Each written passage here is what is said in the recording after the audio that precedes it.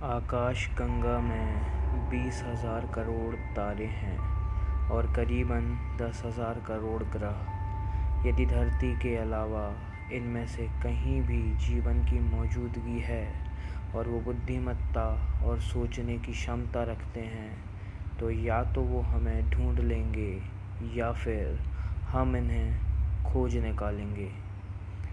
हमारी गैलेक्सी में कितनी एलियन सभ्यताएं रहती होगी, ये पता लगाने के लिए एक इक्वेशन की सहायता लेनी पड़ती है। इस इक्वेशन का नाम द ड्रेक इक्वेशन है, जो ये बताती है कि कम से कम 20 परग्रही सभ्यताएं, या आम बोलचाल की भाषा में कहूँ तो 20 एलियन सिविलाइजेशंस हमारे इर्द गिर्द हैं। ये हमें सोचने पर मजबूर करता है दोस्तों कि कैसे हमको एक भी परग्रही सभ्यता अभी तक नहीं मिली है।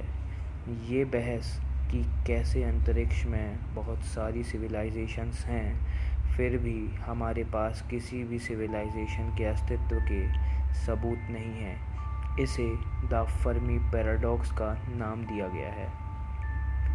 जवाब में कुछ बुद्धिजीवी ड्रेक इक्वेशन से छोटी संख्या का उत्तर निकालते हैं, जिससे एलियन सभ्यता ना खोज पाने का पक्ष लिया जा सके।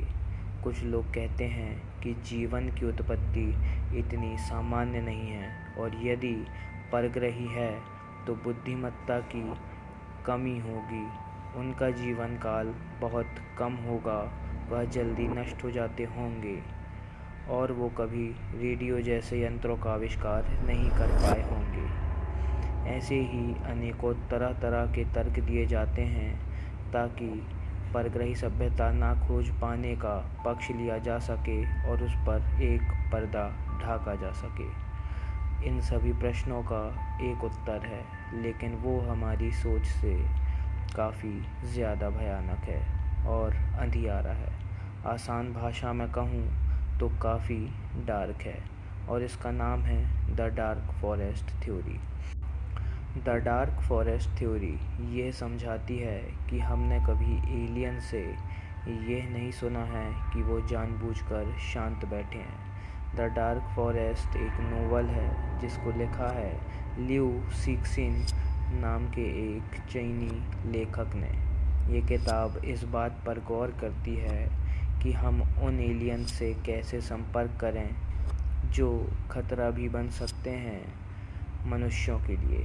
किताब में दी हुई कुछ महत्वपूर्ण बातें यह हैं कि हर जीवित चीज़ जीना चाहती है। दूसरी बात यह है कि उनसे संपर्क करने का कोई संभव तरीका नहीं होगा यदि वो मौका मिलते ही हमको मार देंगे तो, या वो बात करने को राज़ी ना होंगे तो। और तीसरा, क्योंकि हमको ये पता नहीं है कि उनकी क्या प्रतिक्रिया रहेगी हमसे मिलने के बाद, तो सबसे सुरक्षित रास्ता यही होगा कि मौका मिलते ही हम उन सभी को ख़त्म कर दें, इससे पहले कि वो ऐसा ही कुछ करना चाहें। इस पागलपन के पीछे की वजह को लेखक ने इस प्रकार समझाया है कि ब्रह्मांड एक अंधेरा जंगल है। सभी सभ्यताएं एक हथियारबंद शिकारी है जो हमारा पीछा कर रहा है, एक भूत के जैसे पेड़ों के पीछे छुपके, धीरे से राह रोकती डगाल को हटाकर बिना कोई आवाज़ किए। सांस भी संभल कर ली जाती है। शिकारी को भी ध्यान रखना पड़ता है, क्योंकि और भी शिकारी हैं उसी के समान इस घने अंधियारे जंगल में।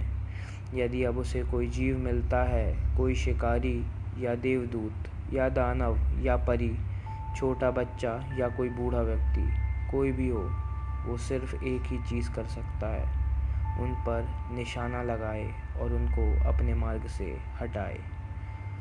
तो ये थी द डार्क फॉरेस्ट थ्योरी। यदि आप इस थ्योरी पर और जानना चाहते हैं तो कमेंट सेक्शन में आप हमको बता सकते हैं। यदि आप द फर्मी पैराडॉक्स या फिर द ड्रेक इक्वेशन के बारे में जानना चाहते हैं तो भी आप कमेंट्स में हमें ज़रूर बता सकते हैं। साथ ही साथ मेरी ये गुजारिश है आपसे कि कि इस वीडियो को ज़्यादा से ज़्यादा शेयर करें अपने दोस्तों के साथ। इससे हमारी बहुत मदद होगी। वीडियो पसंद आने पर इसे लाइक करें और हमसे जुड़े रहने के लिए हमारे चैनल को ज़रूर सब्सक्राइब करें। फ़िलहाल वक्त हो गया है आपसे विदा लेने का। फिर से मिलेंगे एक और रोमांचक कॉन्स्पिरेसी थ्योरी के साथ। तब तक के लिए जय श्री कृष्णा।